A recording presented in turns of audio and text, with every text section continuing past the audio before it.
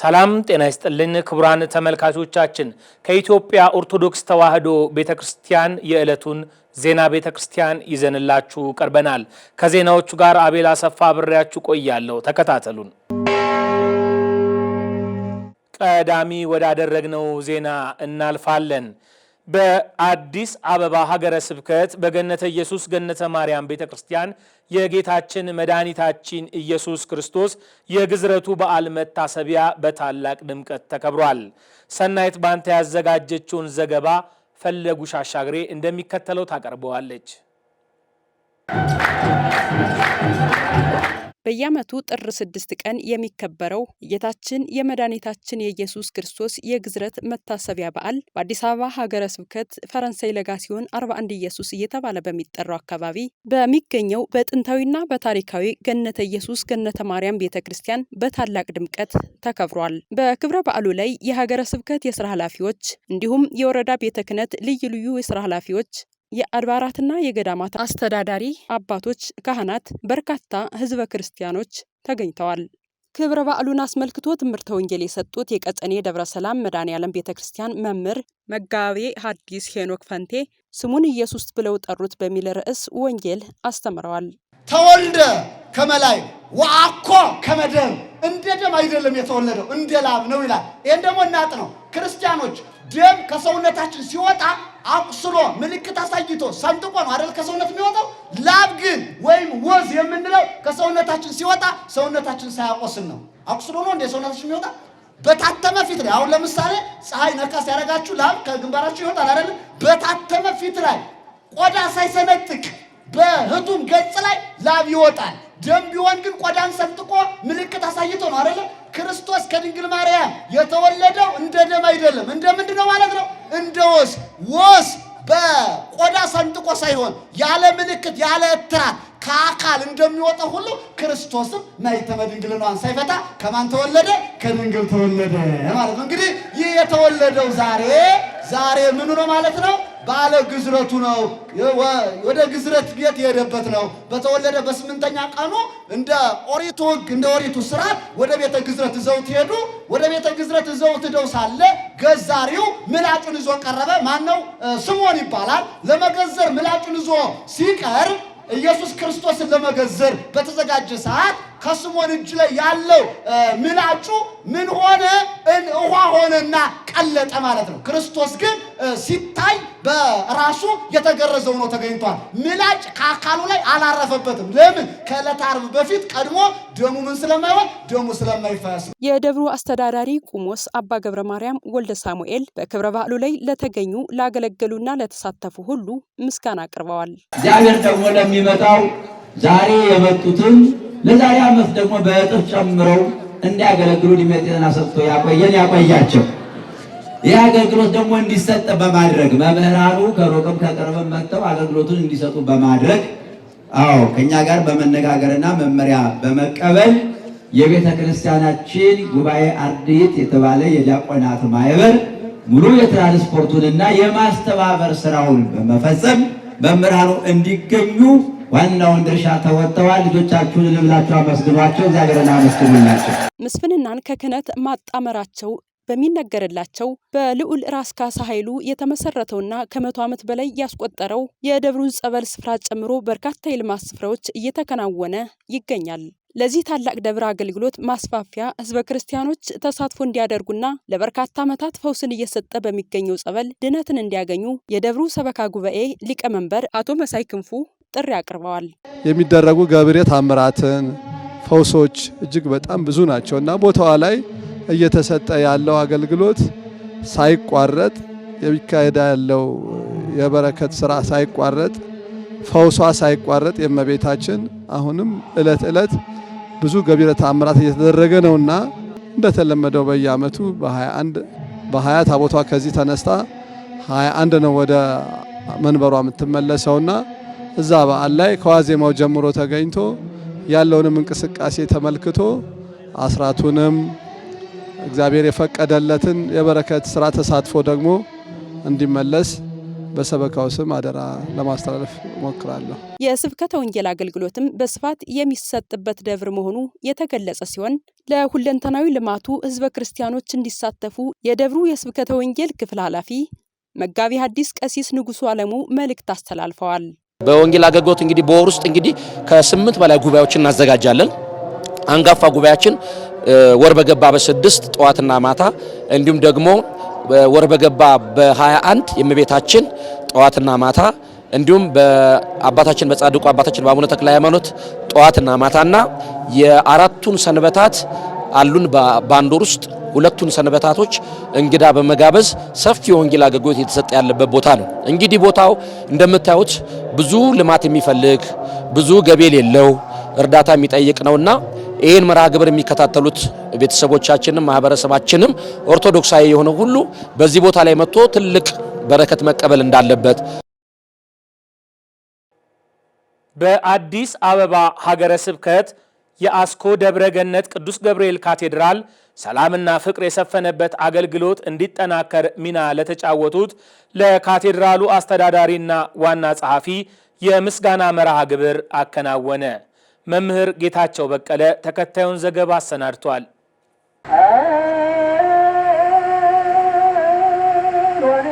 በአዲስ አበባ ሀገረ ስብከት የአስኮ ደብረ ገነት ቅዱስ ገብርኤል ካቴድራል ለካቴድራሉ አስተዳዳሪ ለመላከ ምሕረት ቀሲስ አበበሽ ንጉስና ለካቴድራሉ ጸሐፊ ለመጋቢ ምስጢር ፈቃዱ አረጋ በካቴድራሉ ላሳዩት የመልካም አስተዳደር ዘመኑን ለዋጀ የሥራ አመራር ቀድሞ በካህናቱ መካከል የተፈጠረውን ችግር በሰላም በመፍታት ቦታው የሰላም የፍቅር የአንድነት እንዲሆን በማድረጋቸው የካቴድራሉ ማህበረ ካህናት በካቴድራሉ አውደ ምሕረት ባዘጋጁት ልዩ የምስጋና መርሃ ግብር ላይ ስጦታ አበርክተዋል። የሽልማት ኮሚቴው ባቀረበው ሪፖርት መሰረት ከሐምሌ 1 ቀን 2017 ዓ.ም እስከ ታህሳስ 30 ቀን 2018 ዓ.ም ድረስ ለ6 ወራት በካቴድራሉ ዋና ስራ አስኪያጅና በካቴድራሉ ጸሐፊ በኩል የተሰሩ የሥራ ሪፖርቶችን አቅርበዋል። እነዚህም የመጀመሪያው በካቴድራሉ ውስጥ ተከስቶ የነበረውን ሰላምና አንድነት ከማምጣት አንጻር፣ በሁለተኛ ደረጃ በካቴድራሉ ውስጥ ያለውን መንፈሳዊ አገልግሎት የተሳካ እንዲሆን፣ በሶስተኛ ደረጃ የካቴድራሉን የልማት ስራዎች በማስቀጠል በርካታ ስራዎች መስራታቸውን ሪፖርቱ ያስረዳል። ካቴድራሉ ውስጥ ጠፍቶ የነበረውን ሰላምና አንድነት ከማምጣት አንጻር በማህበረ ካህናቱና በልዩ ልዩ ሰራተኞች መካከል ባለው የሰላም የፍቅርና አንድነት ሁኔታን በተመለከተ የካቴድራላችን ዋና አስተዳዳሪ ክቡር መላከ ምሕረት መምህር ቀሲስ አበበ የሺ ንጉስ እና ካቴድራላችን ዋና ጸሐፊ ክቡር መጋቤ ምስጢር ቀሲስ ፈቃዱ አረጋ ወደዚህ ካቴድራል ከመጡ በኋላ የመጀመሪያ ስራቸው ያደረጉት ከካቴድራሉ ማህበረ ካህናትና ልዩ ልዩ ሰራተኞች ጋር በመሆን ትውውቅ ማድረግ ነበር። ክቡር አባታችን መላከ ምሕረት መምህር ቀሲስ አበበ የሺ ንጉስ ክብርና ሽልማት ሰማያዊ እንጂ ምድራዊ እንዳልሆነ ገልጸው በውስጣችሁ አሁን ያለውን መከፋፈል፣ ዘረኝነትና የቡድንተኝነት ስሜትን አውጥታችሁ ጣሉ በማለት አባታዊ ምክራቸውን ከለገሱ በኋላ ሁሉም ማህበረ ካህናት እጆቻቸውን ወደ እግዚአብሔር አንስተው ሰላምን፣ ፍቅርንና አንድነትን ወደ ራሳቸው እንዲያመጡ ቃል አስገብተዋል። የካቴድራሉ አገልጋዮች እንደተናገሩት ከዚህ ቀደም ቦታው ከፍተኛ ችግር የነበረበት፣ አለመስማማቶች፣ የተለያዩ ግጭቶች የሚከሰቱበት ቦታ ነበር። ካቴድራሉም ያለ አስተዳዳሪም የነበረበት ወቅት ነበር። አሁን ግን የደብሩ አስተዳዳሪ መላከ ምሕረት ቀሲስ አበበና መጋቢ ምስጢር ፈቃዱ አረጋ ከመጡ በኋላ ችግሮች ተፈተው ዛሬ በሰላም በፍቅር በአንድነት ሆነን እያገለገልን ነው በማለት ገልጸዋል። እንግዲህ ከዚህ በፊት የነበረው ነገር አለ። አስተዳዳሪ ይመጣል፣ 2 ወርም 3 ወርም አይቀመጥም። የማይቀመጡበት ምክንያት ደግሞ ደብሩ ሰላም አልነበረውም ይመስለኛል። ካህናት ውስጥም የመለያየትና እንዲህ ግሩፕ የመፍጠር ነገር ነበረ። እንግዲህ እሳቸው እንደውም ያለ አስተዳዳሪ ለ3 ወር ያክል ነበረ ደብሩ ብሎ በሆነ በወኪል እየተመራ ማለት ነው። በኋላ እሳቸው ከተመደቡ በኋላ ይሄንን ነገር አጥንተው ችግሩ የት ጋር እንደሆነ አይተው ችግሩን ፈተው ተበታተነውን ነገር ሰብስበው ወደ ልማት ዞረው ያ ልማቱ ደግሞ ባመጣው ውጤት ካህናቱ የጠየቀው ጥያቄ ነበር፣ የደሞዝ ጥያቄ። የደሞዙን ጥያቄ ፈተውላቸው በዛ መልኩ ነው ሽልማቱ የተከናወነው ማለት ነው። ከ2017 ሐምሌ 1 ቀን ጀምሮ ያለው ለውጥ እነዚህ 2 አባቶች ሲመጡ እኛ ያገኘነውና ያየነው ለውጥ አንደኛ በግቢያችን የነበረው ነውጥ የቤተ ክርስቲያን ተቋም ሳይሆን የፖሊስ ሰራዊት ወይም ደግሞ ይህ በቃ ሰላም ያጣው የችግር ተቋም መስሎ ነበር የሚታየው። ይሄን በዋነኝነት ከመምጣታቸው ሳምንት ሳይሞላቸው የለውጥ አምጥተዋል። እናመሰግናለን። ከፊት በጣም መለያየቶች ነበሩ፣ የስራ ሂደቶች ችግሮች ነበሩ። እውነት ነው። በእኛም ላይ ራሱ ብዙ ነገር እኔ ከመጣው ራሱ ብዙ መለያየቶችና ብዙ ህጻጾችን አይነበረ ጉድለቶችን የስራ ጉድለቶችን እንግዲህ ባልዘረዝራቸውም የተወሰኑ ብዙ ችግሮች ነበሩ። ግን እኒህ አባት መምህር እኒህ መላከ ምህረት መምህር አበበየሽ ንጉስ እና መጋቤ ምስጢር ፈቃዱ አረጋ ዋና ጸሐፊ ከመጡ ወደዚህ የተሻለ ነገር አለ። ከዚህ በፊት ወደ አስኮ ደብረገነት ሰው ተዛውሮ ለመምጣት የሚፈራበት ካቴድራል ሆኖ ነበር። በጣም አስቸጋሪ ነው። ስሙ መልካም አይደለም።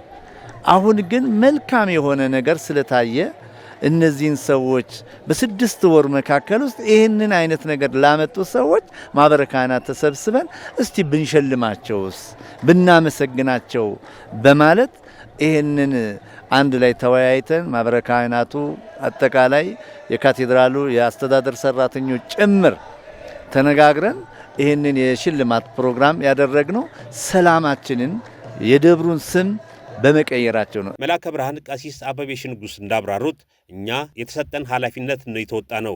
ወደፊትም ካሁን በበለጠ ለሰላምም ለልማትም አገልግሎቱን ሁሉ ለማፋጠን ተግተን እንሰራለን ብለዋል።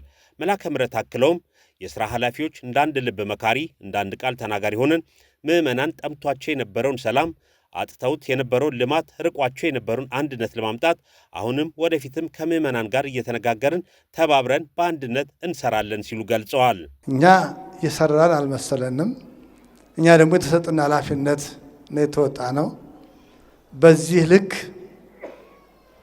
6ኛው ወር ላይ ጠብቆ እንዲህ አይነት ሞገስ ማልበስ ካሁኑ እስከ ዛሬው በበለጠ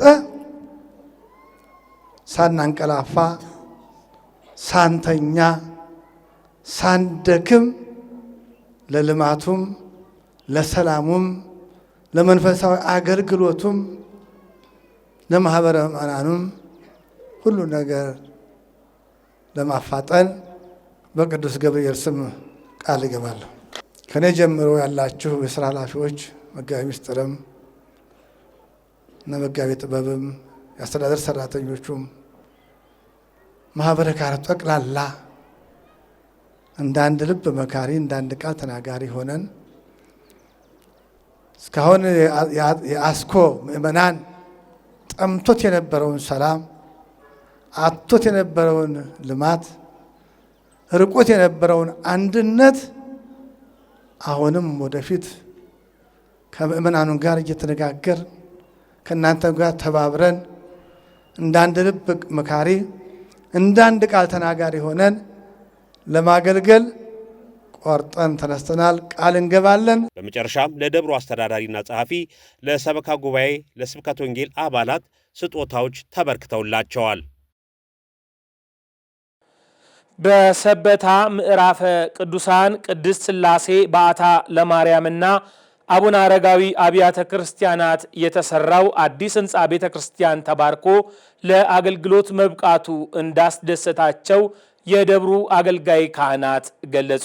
ሰላም አምባዬ ተከታዩን ዘገባ አሰናድታለች። በሰበታ ከተማ የሚገኘው የምዕራፈ ቅዱሳን ቅድስት ሥላሴ በዓታ ለማርያም ወአቡነ አረጋዊ ቤተክርስቲያን ከደረሰበት የእሳት ቃጠሎ ጉዳት በኋላ በምዕመናንና በበጎ አድራጊዎች ድጋፍ እንደገና ተገንብቶ የቅዳሴ ቤቱ የምርቃት ስነ ስርዓት በድምቀት ተከናውኗል። የቤተ ክርስቲያኑ አስተዳዳሪ መልአከ ፀሐይ ቀሲስ ኤልያስ ግርማና በምርቃቱ ላይ የተገኙት የሸገር ሀገረ ስብከት የስብከተ ወንጌል ኃላፊ መጋቢ አይላፍ ተስፋዬ ቅጤሳ ባስተላለፉት መልእክት ቤተ ክርስቲያኑ ከደረሰበት አደጋ ወጥቶ ለዚህ ታላቅ የምርቃት ቀን በመብቃቱ የተሰማቸውን ደስታ ገልጸዋል። እንግዲህ ያው እኔ በአስተዳዳሪነት እዚህ ቦታ ከተመደብኩኝ ገና 2 ዓመቴ ነው። ልክ እኔ ስመጣ ያው የፊኒሺንግ ስራ ሳይጠናቀቅ ገና በጅምር ነበር የደረስኩትና ከዛ በኋላ ግን ያሉት የዚህ ህንጻ ስራ በጣም የሚደንቅና የእግዚአብሔር እጅ ያለበት ህንጻ ነው። እንግዲህ ይሄን ቤት በገንዘብም በእውቀትም እየረዱ የነበሩት ብዙ ክርስቲያኖች አሉ። እንኳን ደስ አላችሁ። ሌላው ደግሞ ብፁዕ አባታችን በየጊዜው በየሰዓቱ በሐሳብም በገንዘብም እየረዱን ነበር። ይሄ ቤተክርስቲያን የቃጠሎ አደጋ ደርሶበት ነበርና በእለቱ መተው ብፁዕ አባታችን አይቶ ቦታውን ባርከው አዲስ መቃኞ ተሰርቶ በገንዘባቸውም ድጋፍ አድርገው ነው ሄዱትና በእውነት ለብፁዕ አባታችን ትልቅ ምስጋና አለን። ሌላው የሀገረ ስብከቱ ሰራተኞች፣ የወረዳ ሰራተኞች በሙሉ ይሄንን ቦታ እንደራሳቸው ቦታ አይተው እንደ መስሪያ ቤታቸው ነው ማለት እንችላለንና እየረዱን እያገዙን የዛሬውን ደስታ ለማየት ችለናልና እነሱም እንኳን እግዚአብሔር ረዳችሁ እኛንም እንኳን እግዚአብሔር ረዳን እንላለን። ምርቃቱ እንግዲህ እጅግ ግሩም ነው። ይሄ ቤተክርስቲያን ቀደም ሲል ላለፉት ዓመታት በብፁዕ አባታችን አቡነ ሳዊሮስ መመሪያ ሰጪነትና አባታዊ ክትትል እጅግ ግሩም በሆነ መልኩ ዲዛይኑ ወጥቶ መቅደሱም በሚገባ ስፋቱና ጥራቱ ተጠብቆ እንዲሰራ በቅርበት ክትትል በማድረጋቸው ዛሬ እጅግ ውብና ማራኪ በሆነ መልኩ ለምርቃት በቅቷል። ኃላፊው አክለውም ቅድስት ቤተክርስቲያን በዚህ ዘመን ትኩረት ልትሰጠው የሚገባው ዋና ተግባር ስብከተ ወንጌል መሆኑን በመጠቆም ከህንጻ ግንባታው ጎን ለጎን ወንጌልን ለምእመናን በማዳረስ ረገድ ሰፊ ስራዎች ሊከናወኑ እንደሚገባ አሳስበዋል። የሀገረ ስብከቱ ስብከተ ወንጌል እንግዲህ እንቅስቃሴው እውነት ለመናገር ከሆነ በሞዴልነት ሊጠቀስ ሊነገር የሚገባ ነው። ሞዴል የሚያደርገው ምንድነው ከተባለ ብዙ ጊዜ ወጣቶችን ማዕከል ያደረገ የስብከተ ወንጌል እንቅስቃሴ ይደረጋል። በእኛ ሀገረ ስብከት በተለይ ወጣትነት ለቤተ ክርስቲያን የሚል በብፁዕ አባታችን የተጀመረ ወጣቶችን ማዕከል ያደረገ ጉባኤያትን በተለያየ ስፍራ እናደርጋለን። የአድባራት የአንድነት ጉባኤያት አሉን። ወራዊ ጉባኤያትን በደንብ እንከታተላለን። በዚህ ላይ ወጣቶችን ስልጠና በመስጠት ካህናቱን በማሰልጠን ለስብከተ ወንጌሉ ጥሩ ድጋፍ እየተደረገ በመሆኑ ይህን የሀገረ ስብከቱ የስብከተ ወንጌልን እንቅስቃሴውን ጎላ ያደርገዋል። በአጠቃላይ እንግዲህ ያው ቅድስት ቤተክርስቲያን በዚህ ዘመን የሚያስፈልጋት ጅማሮዋም ፍጻሜዋም ስብከተ ወንጌል ስለሆነ ስብከተ ወንጌሉ ላይ ሁሉም ሰው ትኩረት ሰጥቶ የአድባራት አስተዳዳሪዎች፣ የአድባራት ሰበካ ጉባኤያት ሁሉም ተባብሮ ለስብከተ ወንጌል ቢሰራ ያለውን ለማቆየት የጠፋውንም ደግሞ ፈልጎ ለማምጣት ያስችላልና ስለዚህ ሁሉም ፊቱ ወደ ስብከተ ወንጌል ይመልስ የሚል መልእክት አለኝ። የቤተ ክርስቲያኑ አስተዳዳሪ መልአከ ፀሐይ ቀሲስ ኤልያስ ግርማ በበኩላቸው የቤተ ክርስቲያኑ ህንጻ ተጠናቆ ለአገልግሎት መብቃቱ ለምእመናን ትልቅ መንፈሳዊ ጥንካሬ እንደሚሰጥ ገልጸው በተለይም በቤተ ክርስቲያኑ ቅጥር ግቢ ውስጥ የሚገኘው ጠበል በርካታ ገቢረ ተአምራት እየተከናወኑበትና ብዙዎች ፈውስ እያገኙበት መሆኑን ገልጸዋል።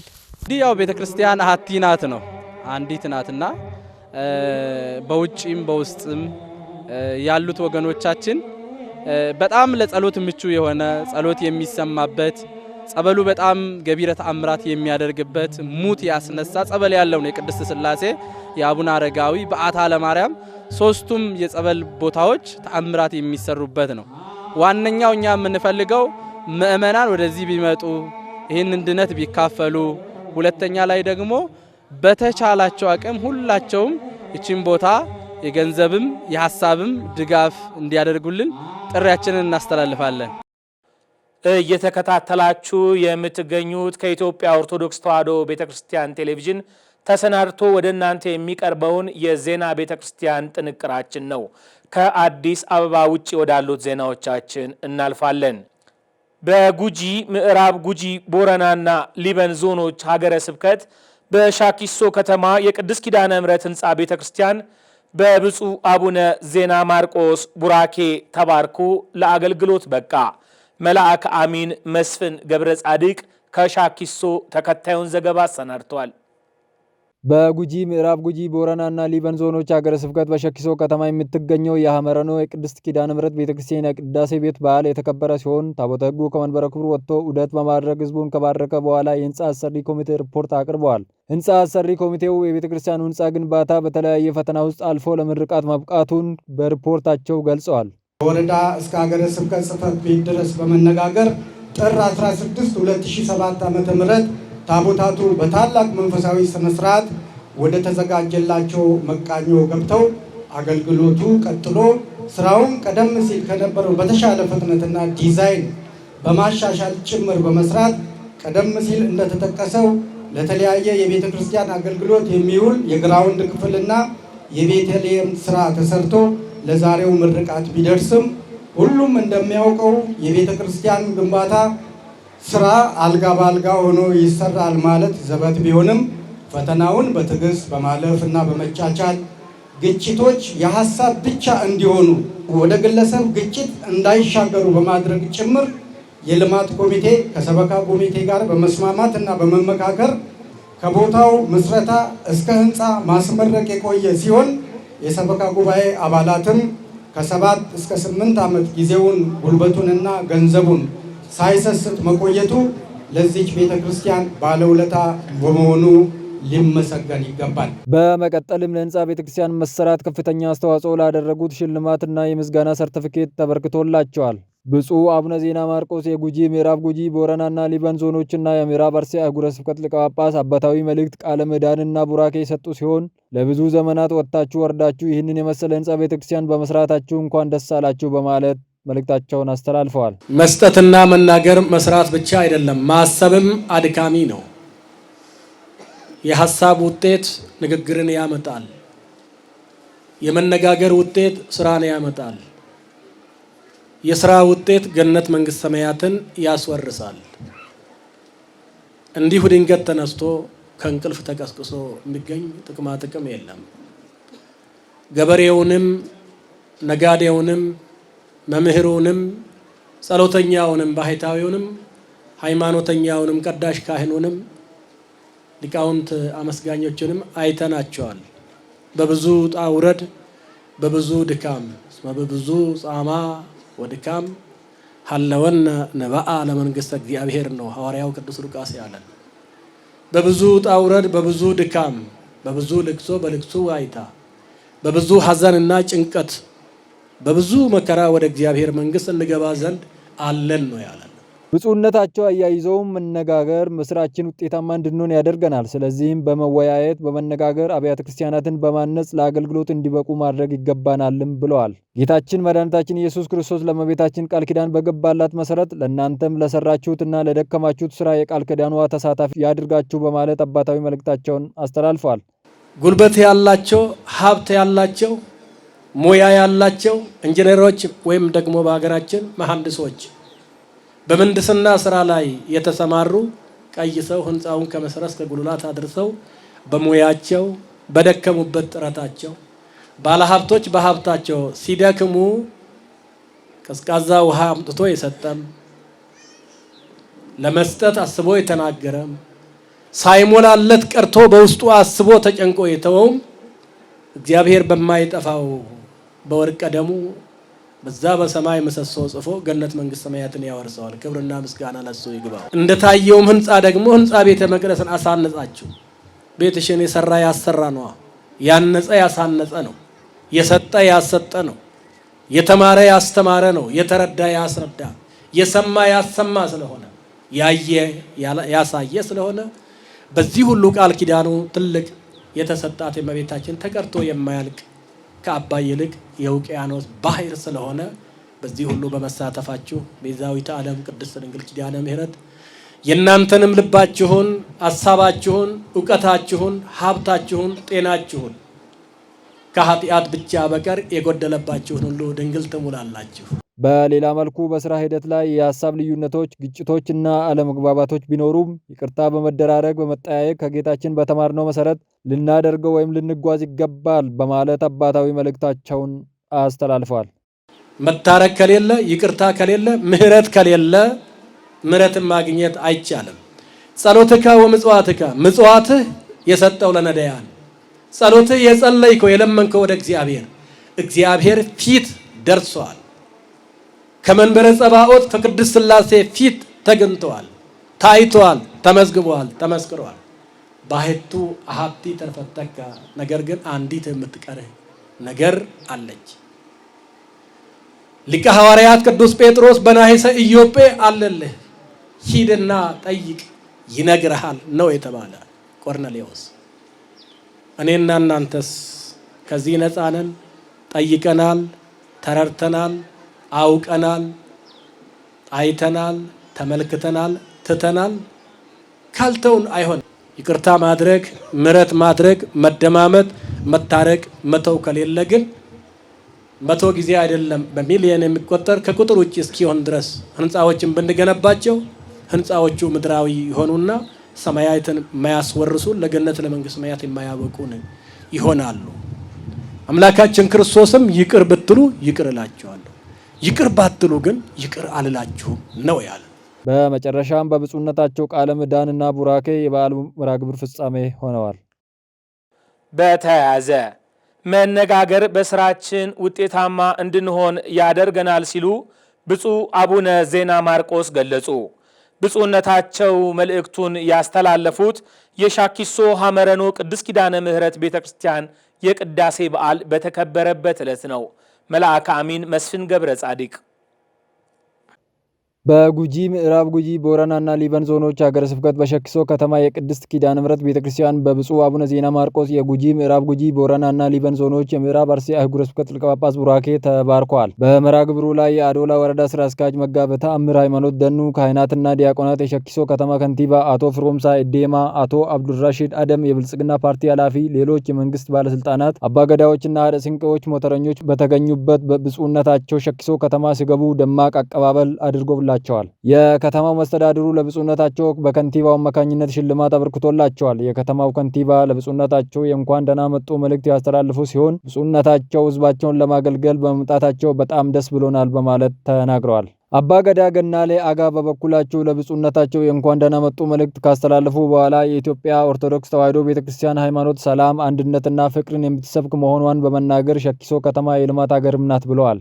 ብፁዕነታቸውም የሰላምና የፍቅር ሀገር በሸኪሶ ስለተደረገላቸው አቀባበል አመስግነው ባለመደማመጥ፣ ባለመስማማት፣ ባለመነጋገር የሚለማ ሀገርም ሆነ ቤተክርስቲያን ስለማይኖር በአንድነት ሆነን ሀገራችንን ብሎም ቤተክርስቲያናችንን ማልማት ይገባናል ብለዋል። የሸኪሶ ሐመረኖ ቅድስት ኪዳነ ምሕረት አዲሱ ህንፃ ቤተክርስቲያን በብፁዕነታቸው ቡራኬ በጸሎተ ወንጌል ተባርኮ ታቦታተ ሕጉ ከመቃኞ ወደ ተባረከው አዲሱ ህንፃ ቤተክርስቲያን ገብቷል። የደብሩ ሊቃውንት ዕለቱን በማስመልከት የሬዲዮ ዜማ አቅርበዋል። የቡራኬ ቤተክርስቲያን መርሐ ግብሩ በብፁዕነታቸው አባታዊ መልእክት ቃለ ምዕዳንና ቡራኬ ተፈጽመዋል።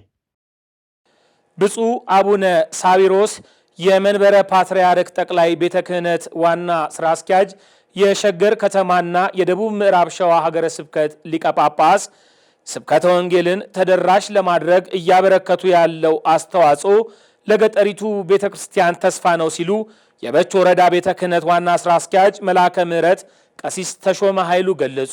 ሰላም አምባይ በደቡብ ምዕራብ ሸዋ ሀገረ ስብከት የአዋሽ ቡኒ ጡሪ ጎዳ ቅዱስ ሚካኤል ህንጻ ቤተክርስቲያን የምርቃት ስነ ስርዓት በድምቀት ተከናወነ። በምርቃት ስነ ስርዓቱ ላይ የተገኙት የበቾ ወረዳ ቤተ ክህነት ዋና ስራ አስኪያጅ መልአከ ምሕረት ቀሲስ ተሾመ ኃይሉ የሀገረ ስብከቱ ሊቀ ጳጳስ ብፁዕ አቡነ ሳዊሮስ ወንጌልን በሁሉም ስፍራ ለማዳረስ የሚያደርጉትን እንቅስቃሴ በተለይም በቋንቋ ትምህርት ላይ ትኩረት በማድረግ መንፈሳዊ አገልግሎትን ለማስፋፋትና የቤተክርስቲያንን ተልእኮ ለማሳካት እየሰሩት ያለው ተግባር ታላቅ ግምት የሚሰጠው መሆኑን ገልጸዋል። በእውነት እኔ በጣም ዳግም እንደተወለድኩ ነው ያየሁት። ምክንያቱም በዚህ እንደ ወረዳችን እንዲህ አይነት ታላቅ ደብር ተሰርቶ አይታወቅም። በጣም ደስ ብሎኛል ብፁዕነታቸው በመምጣታቸው። ሌሎችም አገልጋዮች ወረዳም የሀገረ ስብከትም ከሳቸው ተከታዮችም ጋር በመምጣታቸው በጣም ደስ የሚል ነው። ደስታ ነው የተሰማኝ። በጣም ነው የተሰማኝ። ደስ የሚል ነው።